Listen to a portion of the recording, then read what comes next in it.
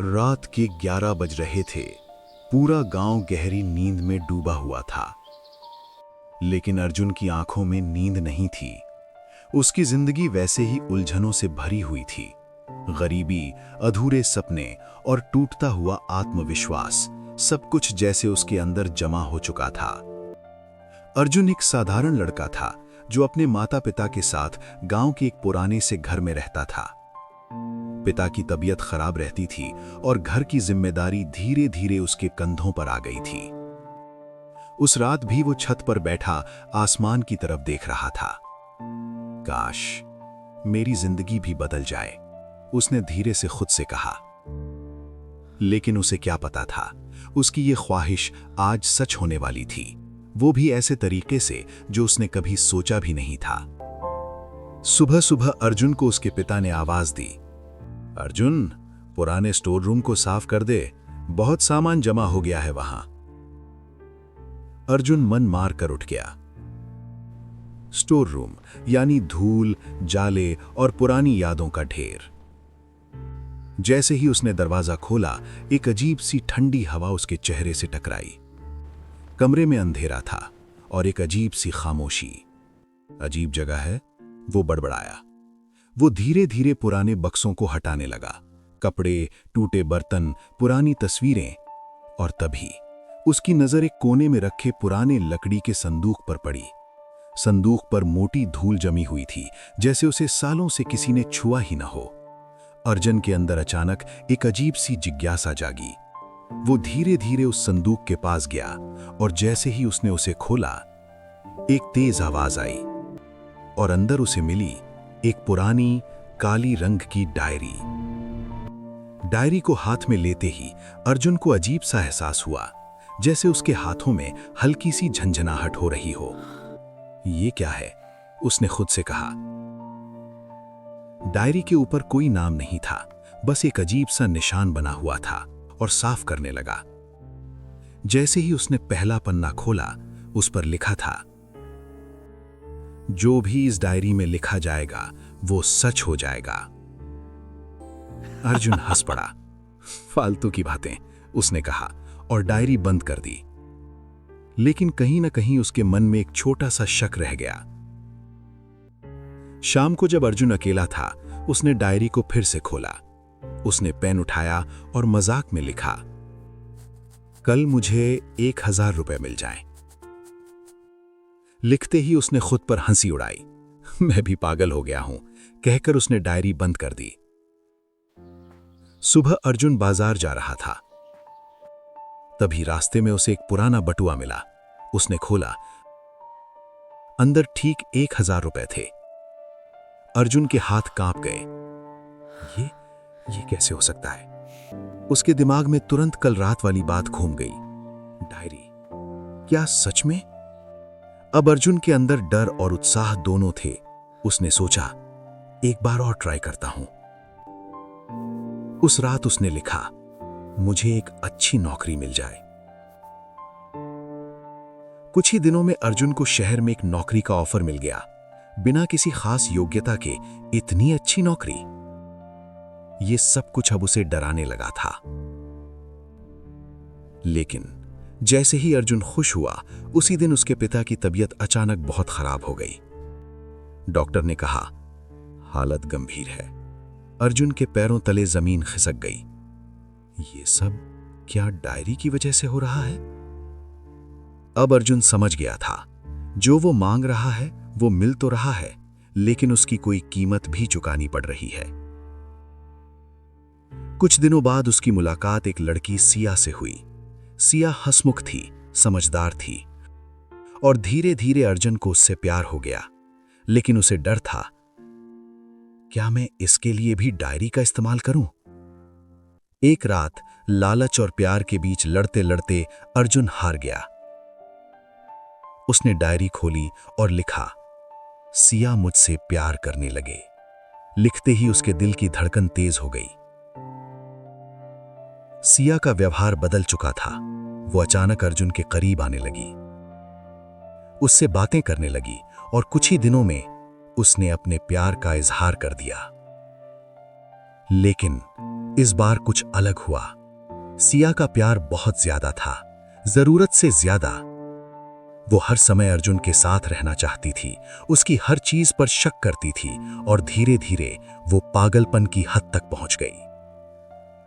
अर्जुन ने सिया को समझाने की कोशिश की, ये सब सही नहीं है, लेकिन सिया गुस्से में चिल्लाई, तुम सिर्फ मेरे हो, अगर तुमने मुझे छोड़ा तो मैं खुद को खत्म कर दूंगी। अर्जुन डर गया। उसे अब समझ आ गया था, ये प्यार नहीं, डायरी का जादू है, और ये जादू अब उसके कंट्रोल से बाहर जा रहा है। वो उसी रात डायरी लेकर बैठा और पन्ने पलटने लगा। तभी उसे आखिरी पन्ने पर एक लाइन दिखी, हर इच्छा पूरी होगी, लेकिन अंत में सब कुछ तुम्हारा नहीं रहेगा।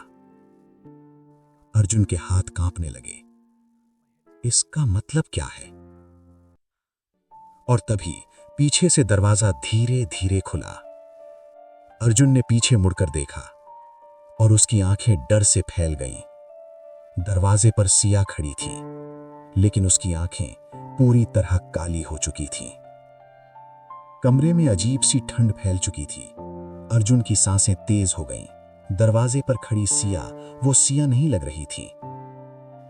तुम मुझसे दूर जाने की सोच भी कैसे सकते हो अर्जुन? उसकी आवाज भारी और डरावनी थी। अर्जुन पीछे हट गया। सिया, तुम ये नहीं हो, ये सब गलत है। गलत? तुमने ही तो मुझे ऐसा बनाया है। अर्जुन का दिमाग तेजी से काम करने लगा। ये सब डायरी की वजह से है, मुझे इसे खत्म करना होगा। वो तुरंत डायरी उठाता है और उसे फाड़ने की कोशिश करता है, लेकिन डायरी का एक भी पन्ना नहीं फटता, जैसे वो किसी अजीब ताकत से बनी हो। अर्जुन घबरा जाता है। वो तेजी से पन्ने पलटने लगता है। हर पन्ने पर अलग अलग लोगों की लिखावट थी और हर एक के नीचे एक ही लाइन लिखी थी, मैंने सब कुछ खो दिया। अर्जुन के हाथ कांपने लगे। तभी उसे एक पुराना पन्ना दिखा जिस पर लिखा था, मेरा नाम राघव है। अगर तुम ये पढ़ रहे हो तो समझ लो तुम फंस चुके हो। अर्जुन की धड़कन तेज हो गई। वो पढ़ने लगा, ये डायरी कोई साधारण चीज नहीं है, ये एक श्राप है।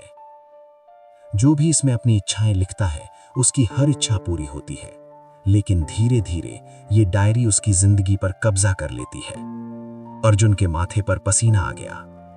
और जब ये पूरी तरह कब्जा कर लेती है, तब ये तुम्हारी जगह ले लेती है, तुम्हारी जिंदगी, तुम्हारी पहचान, सब कुछ। और फिर ये किसी और को ढूंढती है। अर्जुन ने डायरी को बंद कर दिया। नहीं, ये सच नहीं हो सकता।